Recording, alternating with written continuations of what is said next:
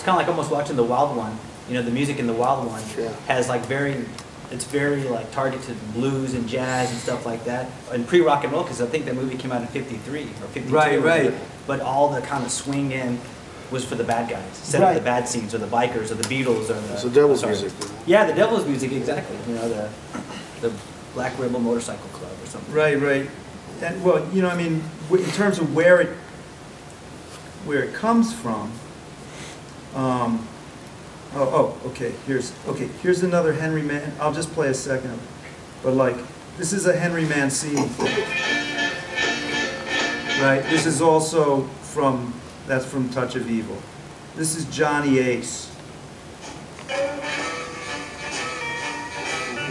You know, so like, it came from Johnny Ace, and if you listen to Johnny Ace, you know, it sounds like just another guy from the 50s or early 60s. And he was, except the main thing that distinguishes him is that he blew his brains out in playing Russian roulette.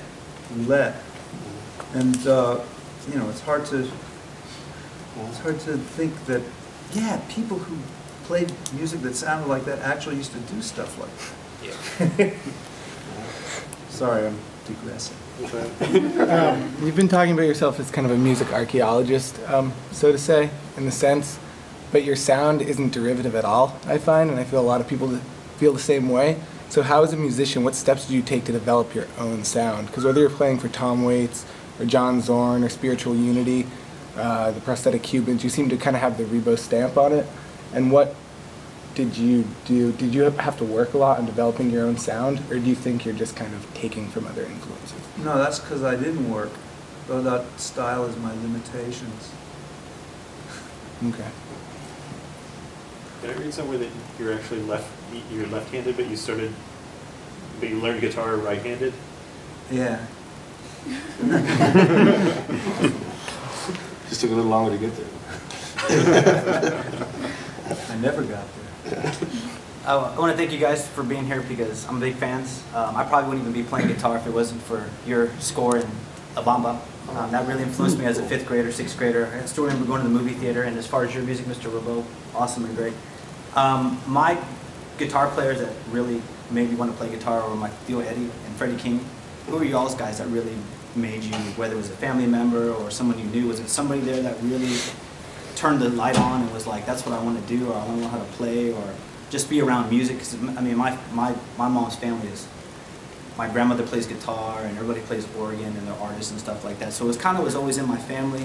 And then seeing the connection with my Uncle Eddie, playing Freddie King, being from Dallas. Everybody likes Freddie King, if you're a guitar player from Dallas. That's part of the deal. That kind of, and then with the Mexican music and all that stuff, it all kind of came together in a way.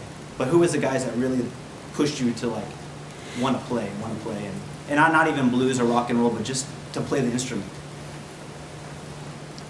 I think I was always attracted to it. You know, when I was a kid, I used to ride the bus with my mom and had my singles, you know, 45s. And they were all like Dwayne Eddy and stuff, you know, guitar instrumentals. And I always just liked the sound of the guitar. You know. And my brother Joe had a big part in it, because he would kick my ass to practice. I don't do it. So I owe him a lot, you know. Cool. And one thing I thought about a minute ago was talking about limitations. They were interviewing, Luther Perkins, who played with Johnny Cash. And so they asked him, he said, you know, these guitar players, they're all over the place, you know, and you just stayed right there. He says, they're still looking. He said, I found it. So that's one of those, I don't know, I enjoy saying that. That's good.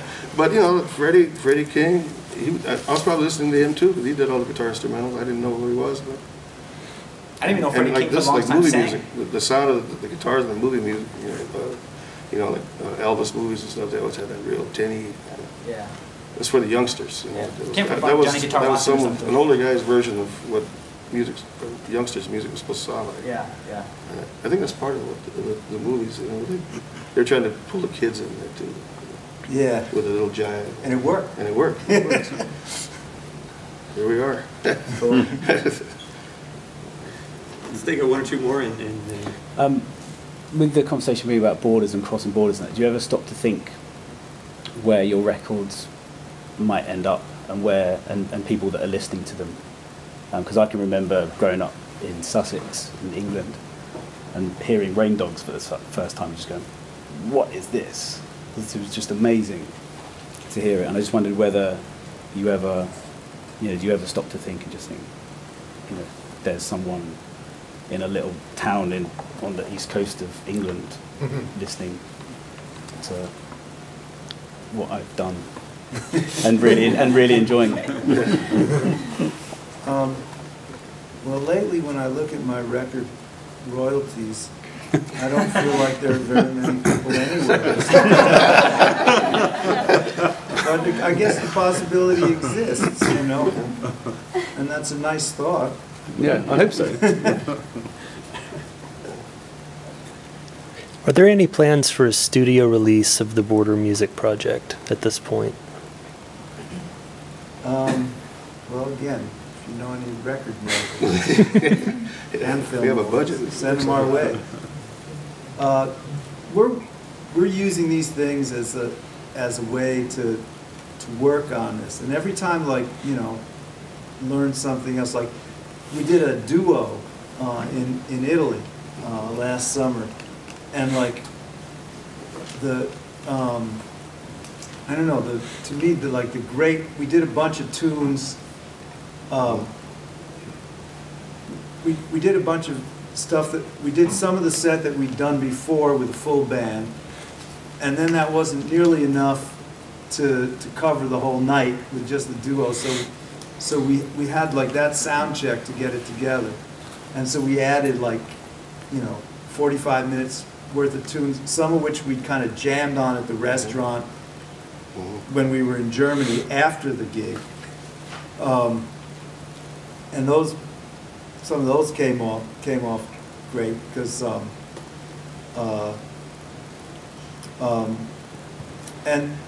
but for me, one of the great moments there was a couple of great moments of that gig. A bunch.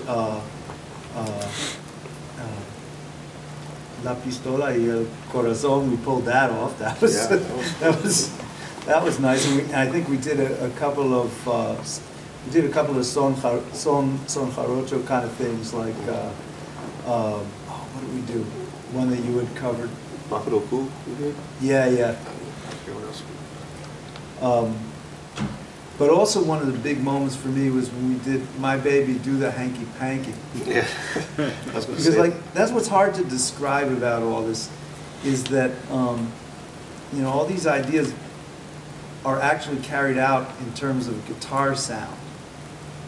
And when we did that, somehow now I have no idea what the actual, that was Tommy James and the Shondells. I have no idea if he had any relation, who his rhythm section was. I have no idea why we would dig that so much, but I knew that we had made an important discovery somehow by doing that too, because of the guitar sound. Its vibrato, its reverb, had something to do with the rest of the music. That had something to do, some relation with the other stuff that we were playing. And I can't articulate how or why, but someone will in the future. I'm sure. I think what we'll do now, we can go ahead and wrap up this part of the session, but we've still got time to hang around and refreshments here, so please come up and introduce yourselves and get to know everyone. And I'd also like to encourage everyone again, we've got a couple more events coming up this week.